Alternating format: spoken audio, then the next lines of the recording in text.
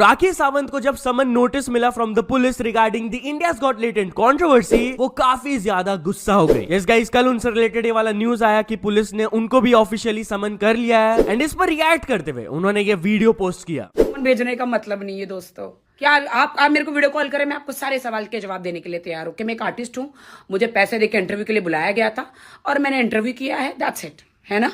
और मैंने तो किसको गालियां भी नहीं दी है, तो मेरे को समन भेजने का मतलब नहीं है। जो केसेस जो 5-5, 10-10 साल की 90 साल की औरतों का पेंडिंग है, उसको पहले सॉल्व कीजिए। मैं तो भुखरी हूं, मैं तो भिखारन फुकरी, मेरे पास 1 रुपया भी नहीं कि आपको दे सकूं, है ही नहीं मेरे पास 1 भी रुपया।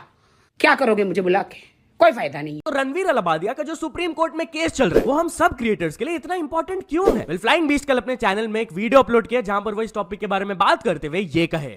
देखिए, वैसे तो लॉ हमारी देश की पार्लियामेंट बनाती है और सुप्रीम कोर्ट में कोई केस आता है, सुप्रीम कोर्ट कहता है हाँ भाई क्या लॉ बना, उसके हिसाब से वो जजमेंट पास करती है। लेकिन कभी कभी ऐसा होता है कि कोई लॉ नहीं बना होता। Classic example, sexual of women in work place का इंडिया में कोई लॉ नहीं था। पहला केस हुआ Vishakha versus state of Rajasthan. बाहर के देशों में लॉ बना हुआ था, सुप्रीम कोर्ट ने बाहर के देश की लॉ उठाए, अपने हिसाब से इंटरप्रिटेशन की और वो पहला लैंडमार्क जजमेंट पास किया। अब वो लॉ बन जाता है सुप्रीम कोर्ट में, ऐसा कोई भी दूसरा केस आएगा तो सुप्रीम कोर्ट उसी को रेफर करेगा।